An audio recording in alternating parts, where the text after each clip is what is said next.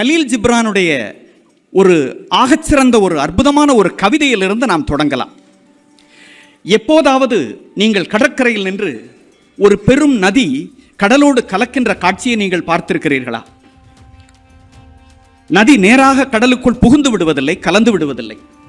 அது கடலுக்குள் தன் உறவை ஏற்படுத்திக் கொள்வதற்கு முன்பு அங்கே நின்று நிதானித்து அதிர்ந்து நடுங்கி அதனுடைய ஒரு போதாமை, அதனுடைய ஒரு நிலைகொள்ளாமையை நாம் பார்க்க முடியும். ஒரு நீரின் அதிர்வை நீங்கள் அங்கே பார்க்க முடியும். அந்த காட்சியை பார்த்து அனுபவித்து கலீல் ஜிப்ரான் நிற்கிறார். நதிக்கு தோன்றி இருக்கின்ற மாச்சரியங்கள், கடலின் உணர்வுகள், அதை சில வரிகளில் ஒரு கவிதையாக அவர் எழுதுகிறார்.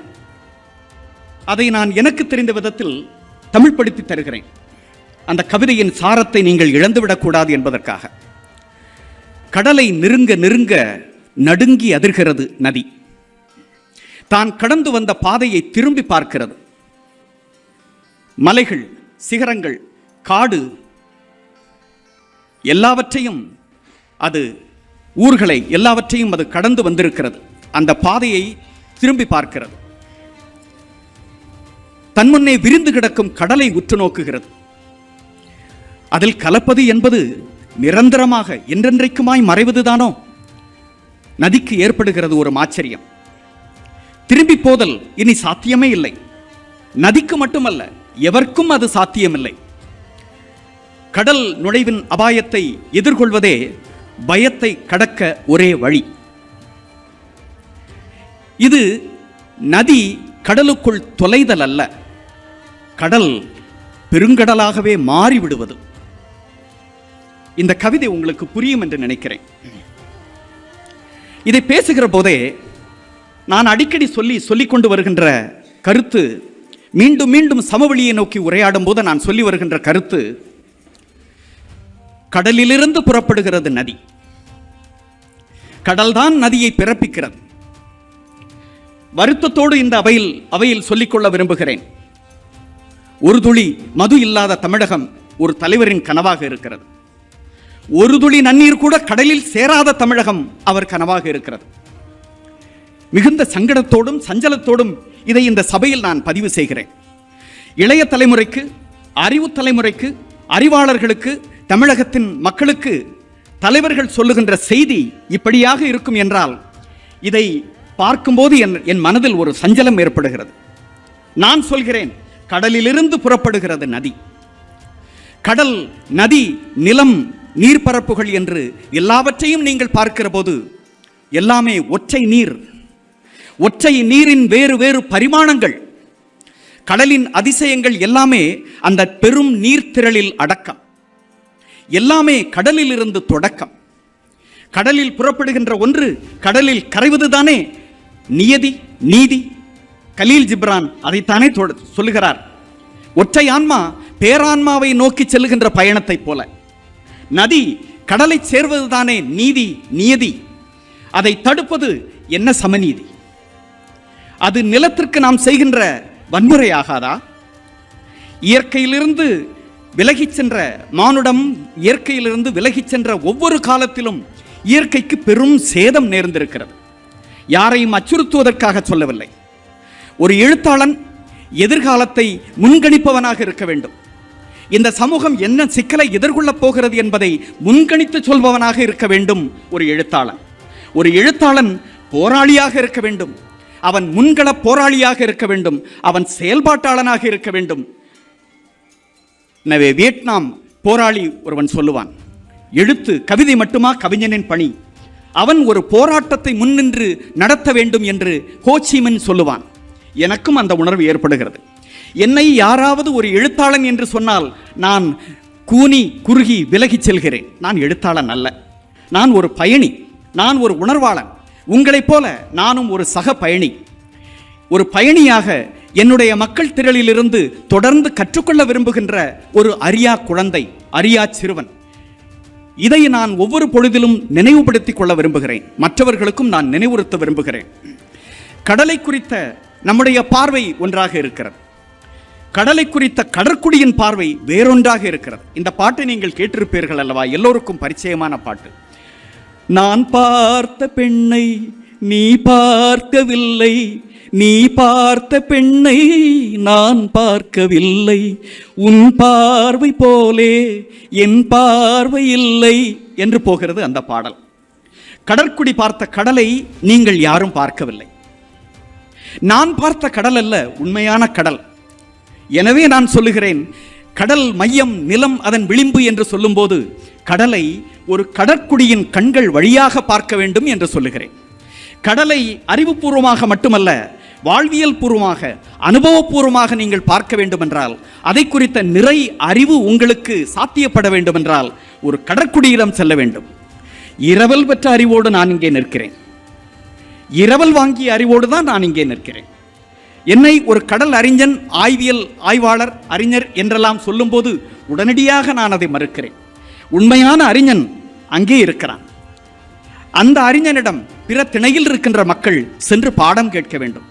அப்படித்தான் அடக்கமான ஒரு மாணவனாக கைகட்டி கடற்குடிகளின் முன்னால் 20-30 வருடங்களாக உட்கார்ந்து பாடம் கேட்டுக்கொண்டிருக்கிறேன். அது இனிமையான பாடம். பல்கலைக்கழகங்கள் எனக்கு தந்த பாடங்களை விட, பட்டங்களை விட, அதை கல்லூரி வளாகங்களில் கற்பித்த அனுபவங்களை விட, ஒன்றுமறியாத சிறுவனாக அவர்களிடமிருந்து நான் கடலை குறித்து அறிந்து கொள்வதற்கு உட்கார்ந்த போது கடலை பற்றிய மெய் அறிவு, நிகழ் அறிவு, அனுபவ அறிவு அங்கிருந்து கிடைத்தது. இன்று மனிதர்களை இயற்கையை நோக்கி இழுத்து வருவதற்கு அதுதான் ஒரே முறை.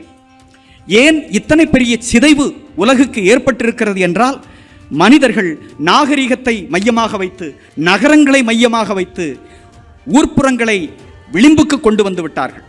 அவர்கள் நிலம் மையம், கடல் அதன் விளிம்பு என்று நினைப்பது போலவே நகர் மையம், கிராமங்கள் அதன் விளிம்பு என்று நினைக்கிறார்கள். ஆனால் அடிப்படை அறிவு அடித்தள மக்களிடம் இருக்கிறது.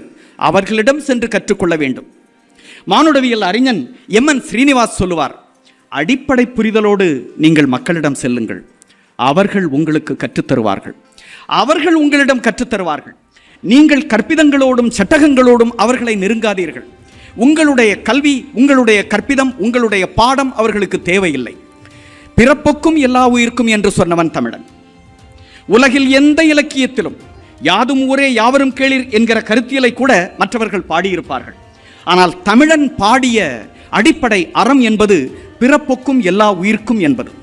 இன்று பல்லுயிர் இனவரவியல் என்றொரு புலம் உருவாகி இருக்கிறது. ஒரு மீனின் கண்கள் வழியாக, ஒரு மானின் கண்கள் வழியாக, ஒரு சிற்றுயிரின் கண்கள் வழியாக இயற்கையை பார்ப்பது, உலகை பார்ப்பது. ஒரு கடற்குடி கடலை பார்ப்பது மீன்களின் கண்கள் வழியாக பார்க்கிறான். எந்த பருவத்தில், எந்த காலத்தில், எந்த இடத்தில், எந்த மீன் எவ்வளவு நேரம் வருகிறது, தங்குகிறது என்று அதனுடைய பயாலஜி, அதனுடைய உயிரியல், அதனுடைய பிஹேவியர், அதனுடைய நடத்தை, அதனுடைய உணவு கொள்ளும் முறை, அது இனப்பெருக்கம் செய்யும் முறை, எங்கே முட்டையிடும், எங்கே குஞ்சு பொரிக்கும், இளம் குஞ்சு இளம் உயிர்களுக்கு எங்கே இரை கிடைக்கும் என்பதை தன்னுடைய நீண்ட வலசை பயணத்தின் அறிவு செறிவாக அது தன்னுடைய மூளையில் சேகரித்து வைத்து, அந்த அறிவு தலைமுறை தலைமுறையாக கடத்தப்பட்டு ஆயிரக்கணக்கான கிலோமீட்டர் தொலைவு ஒவ்வொரு தலைமுறையிலும் மீன்கள் பயணப்படுகின்றனவே, அவை இலக்கியம் எழுதவில்லை, அவை கல்லூரி வளாகங்களில் அறிவியல் கற்கவில்லை. இந்த அறிவை கடற்குடி, இயற்கையின் குடி, திணைக்குடி தன்வசப்படுத்தி இருக்கின்றார். அந்த அறிவு மேலை அறிவியலை விட, மேலைத்தேய அறிவியலை விட எப்போதுமே நமக்கு ஒரு தாழ்வு மனப்பான்மை புதிதாக கிளம்பி இருக்கிறது. எந்த அறிவு மேலைத்தேயங்களிலிருந்து நமக்கு வருகிறதோ அதுதான் சிறந்த அறிவு என்கிற ஒரு மாய பார்வை இருக்கிறது. ஒரு மாய தோற்றம் உருவாக்கப்படுகிறது. இந்த இலக்கிய முனைவுகள் நம்மை எந்த திசையை நோக்கி அழைத்து செல்ல வேண்டும் என்றால், திணைக்குடிகளிடம் நாம் மீண்டும் செல்ல வேண்டும். அவர்கள் தங்கள் வாழ்வினால் இயற்கையை பாடுகிறார்கள், தங்கள் வாழ்வியல் அறத்தினால் இயற்கையை கொண்டாடுகிறார்கள். மீண்டும் மீண்டும் இயற்கை அவர்களுக்கு கற்றுக் கொடுத்த அறத்தை அவர்கள் வாழ்வியல் ரீதியாக போராடி கொண்டிருக்கிறார்கள். வாழ்க்கை போராட்டத்தின் மூலம் வாழ்ந்து கொண்டிருக்கிறார்கள். இயற்கையை காக்க, வானிலையை காக்க, சூழலை காக்க, சுற்றுப்புறத்தை காக்க இயற்கையின் குடிகள் மிகப்பெரிய போராட்டங்களை முன்னெடுக்கிறார்கள். வடக்கிலும் தெற்கிலும் மேற்கிலும் கிழக்கிலும் என்றால் அது அரசுக்கு எதிரான, அது ஒரு ஆன்டி எஸ்டாப்ளிஷ்மெண்ட் அஜிடேஷன் என்று அதை தவறாக பார்க்கிறார்கள்.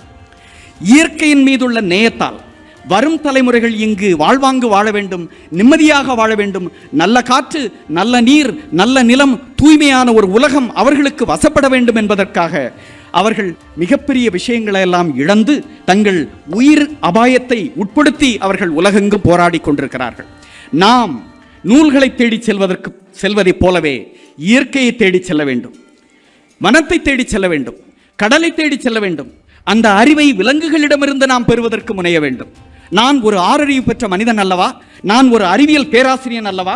பல்கலைக்கழகங்களில் ஆய்வுகள் நிகழ்த்தியவன் அல்லவா? நான் எப்படி ஒரு மீனிடமிருந்து அறிவை பெறுவது என்பது இன்று பல கோடி வருட கால தொல்லியல் அறிவு என்பது அதை ஹேக்கல் என்கிற ஒரு பெரிய அறிஞன் சொல்வார், ஆன்டோஜெனி ரிப்பீட்ஸ் ஃபைலோஜெனி என்று. ஒரு உயிரினத்தின் தலைமுறை அனுபவம் என்பது கோடி கோடி ஆண்டுகளின் தொல்லியல் அனுபவங்களின் மீள் நிகழ்த்தல். இன்று நாம் எதையும் புதிதாக உருவாக்கி கொண்டு வரவில்லை. நம்மிடம் இருக்கின்ற அறிவெல்லாம், நம்மிடம் இருக்கின்ற நடத்தை எல்லாம் இயற்கை தந்தது. நாம் இன்று இருக்கிறோம், நாளை மறைந்து விடுவோம். ஆனால் நாம் கடந்த தலைமுறையிலிருந்து பெற்றுக்கொண்ட அந்த பாடத்தை நாம் தக்க வைத்து வாழ்ந்து நம்முடைய அடுத்த தலைமுறைக்கு எடுத்துச் செல்கிறோம். கடலிலிருந்து நான் நிலத்தை நோக்கி உரையாடுகிறேன். இந்த திணை நிலங்களுக்கு இடையில் மிக மிக நெருக்கமான ஒரு உரையாடல் இருந்து கொண்டிருந்தது. எந்த காலத்தில் எந்த நேரத்தில் அந்த கெடுவாய்ப்பு நிகழ்ந்தது என்று எனக்கு சொல்ல தெரியவில்லை ஐயா. ஆனால் அந்த கெடுவாய்ப்பு நேர்ந்திருக்கிறது. திணைகளுக்கு இடையிலான உறவை நீர் பேணி வந்தது. நீர் உலகின் மொழி, நீரின்றி அமையாது உலகு என்று இலக்கியம் சொல்லுகிறது என்றால் அது எந்த நீரை பற்றி சொல்லுகிறது? கடலில் உப்புச்சுவை இருக்கிறது, அதை குடிக்க முடியாது. ஆனால் உலகின் ஒட்டுமொத்த இயக்கத்தை நிலைநிறுத்தி அதை தக்க வைத்து பராமரித்து நிகழ்த்தி கொண்டிருப்பது கடலில் இருக்கின்ற உப்பு. இந்த உப்புக்கும் நீரோட்டத்துக்கும் என்ன சம்பந்தம்? கடலின் அசைவுகளுக்கும் நகர்வுகளுக்கும் என்ன சம்பந்தம் இருக்கிறது? உப்பு, சூரியன், இந்த இரண்டும் சேர்ந்து செய்கின்ற மாயங்கள், எல்லா ப்ராசஸ், எல்லா நிகழ்வாக்கங்களையும் இந்த சூரியன் தருகின்ற வெப்பம், கடல் கொண்டிருக்கின்ற உப்பு. கடலில் முதலில் உப்பு இருக்கவில்லை. மனிதன் உப்பை தேடி நிலங்களிலும் பாறைகளிலும் குகைகளிலும் தேடி சென்றான். உப்பு வளத்திற்காக போர்களை நிகழ்த்தி இருக்கின்றான். ஒரு குறிப்பிட்ட காலத்தில் கடல் நிறைய உப்பு இருக்கிறதே, அந்த உப்பை எடுத்துக்கொள்ளலாமே என்கிற ஒரு பட்டறிவு கிடைத்த போது அந்த போர்கள் நின்று போயிற்று. தோழர்களே, இளவல்களே, நாளை ஒரு பெரும் போருக்கான சாத்தியக்கூறுகள் இருக்கிறது.